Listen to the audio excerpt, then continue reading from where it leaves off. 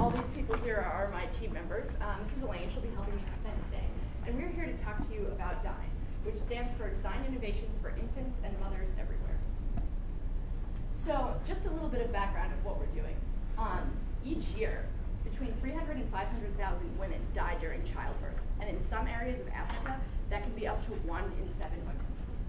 Now, if you look at the number of people in the room here today, there are about 50 of us. I counted when I came in.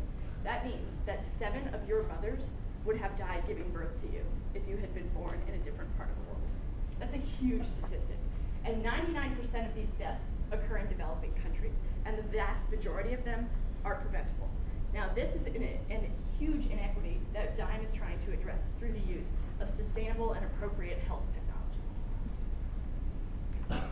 Going along with that, 4 million infants will also die each year before they reach 4 weeks of age. The highest rates of child deaths are also in sub-Saharan Africa, which is the area that we have been focusing on. And in 2008, 1 in 7 children died before their 5th birthday. So going back to that same 1 in 7 statistic, 7 of your mothers would be dead, and 7 of you would be dead. So the United Nations has focused on Africa in developing its Millennium Development Goals. Number 4 and number 5 directly relate to maternal and infant health. The goal of number 4 is to reduce by 2/3 the under 5 infant mortality rate between the year 1990 and 2015. Likewise, the number 5 goal is to reduce by 3/4 the maternal mortality rate. And right now, neither of these goals are on track to be completed by the year 2015. So, where does DIIME come in here? DIIME is an organization dedicated to providing multidisciplinary, appropriate technology solutions to maternal and infant health challenges. We plan to work with both local partners and as well as global organizations on the development and implementation of these various products. So last summer, the core design team, the engineers associated with this group, spent time at this hospital in Kumasi, Ghana, and this is where we will be returning today. This hospital is called Komfo-Anokye, and it's the 2nd largest hospital in Ghana. And while we were there, we worked in both the obstetric and gynecology department as well as the mother-baby unit, which is the neonatal intensive care unit. And the goal of this experience was to collaborate with clinicians there and co-identify technical challenges faced by the staff that could be addressed through the development of an appropriate health technology. So the first product that DIIME has been focusing on is the use of an autologous blood transfusion device. So this is what the actual device looks like, and this is the status quo. What happens in developing countries during ruptured ectopic pregnancies, you have about 2 liters of blood sitting in the abdomen when a woman presents to an emergency room with a ruptured ectopic pregnancy. And in developing countries, very little blood is available for transfusion. So the goal is to get that blood that's contained in the abdomen out and cleaned so it can be transfused back into the patient. And this is called soup ladle autotransfusion. And what the surgeon does is uses a soup ladle to remove the blood from the abdomen and put it through a piece of gauze so it can be transfused back into the patient. And this is what we're trying to address. So this is the autologous blood transfusion device that we have been working on since last September.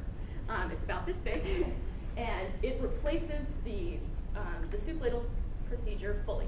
So the blood is fully contained within the device, there is no excessive environmental exposure, and it can be transferred directly to a blood bag. So this interface right here is connected to an IV bag. Blood bags come, they look just like that. They also have an anticoagulant in them to ensure that the blood does not clot again once it's out of the device. And then inside the device is a filtration system. The filter has to be replaced for each patient, but the device itself is reusable. So some of the other technologies available that perform this same procedure, here in the US, the devices that you would find are called cell savers. And they're very expensive. They're devices based on centrifuge technology, and instead of transfusing the whole blood, they wash and spin the blood to transfuse just the red components. This device, made by Boehringer, is intended for use in some low-resource settings, but the problem with this one is it also has to be used in conjunction with a suction aspirator. So if your hospital does not have a compatible machine, this device will not be useful. And then, of course, there's the soup ladle transfusion procedure that I've mentioned already. So our device has a lot of advantages over these current ones. It does not require the use of electricity. So if you are in an area that does not have an electricity, that does not prohibit you from performing this procedure. So Caitlin just described the process that we went through for one of the products. And our goal really is to build a portfolio of similarly low-cost products that address Millennium Goals 4 and 5, which is child health and maternal health. And so in addition to the blood transfusion device, we're currently in different stages of developing some other products.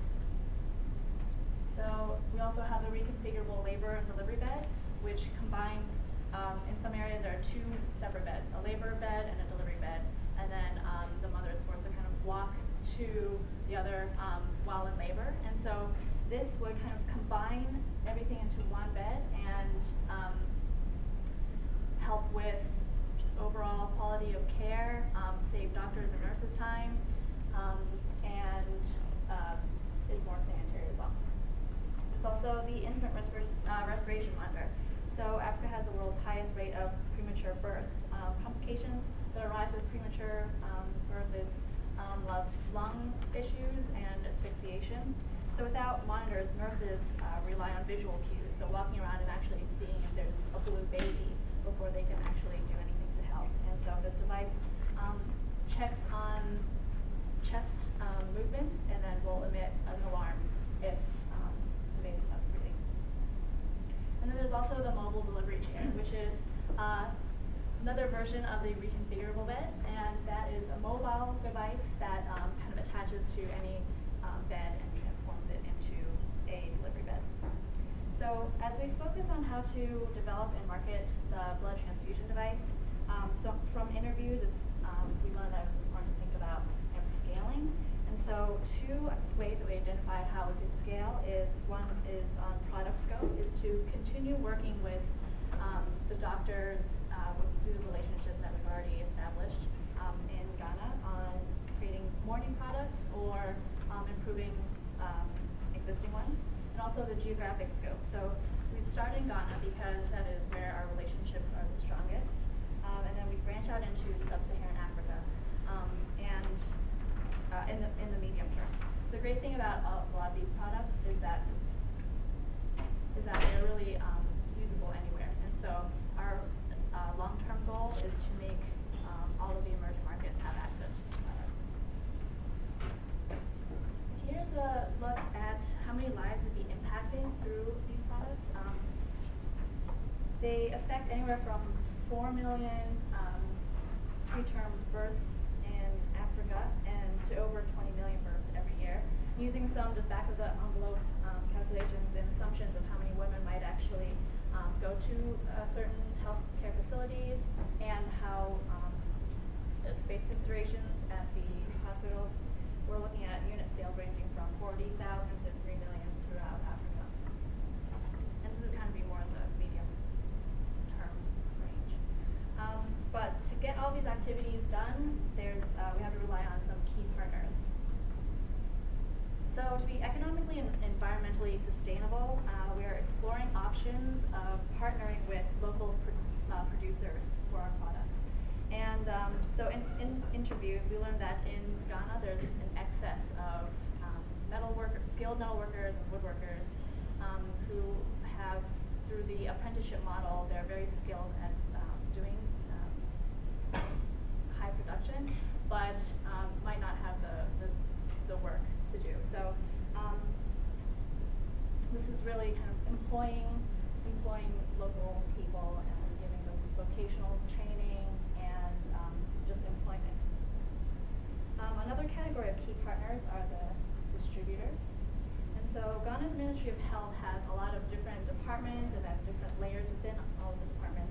And so we want to make sure that our products are available through or to wherever it's needed the most. So we're thinking about looking into 3 main types of distribution channels. Personal sales at the very high levels, interfacing with the Ministry of Health at a very high level. Online sales, which would target the hospitals who have more autonomy in their funds, and also NGOs for getting access to some of the more rural areas. And so,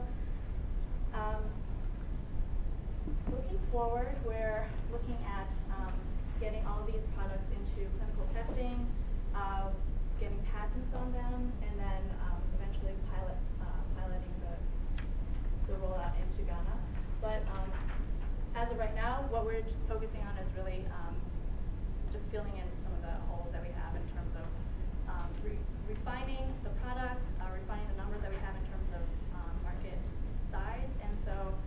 actually going to do is head to Ghana actually in 7 hours to do an alternative spring break and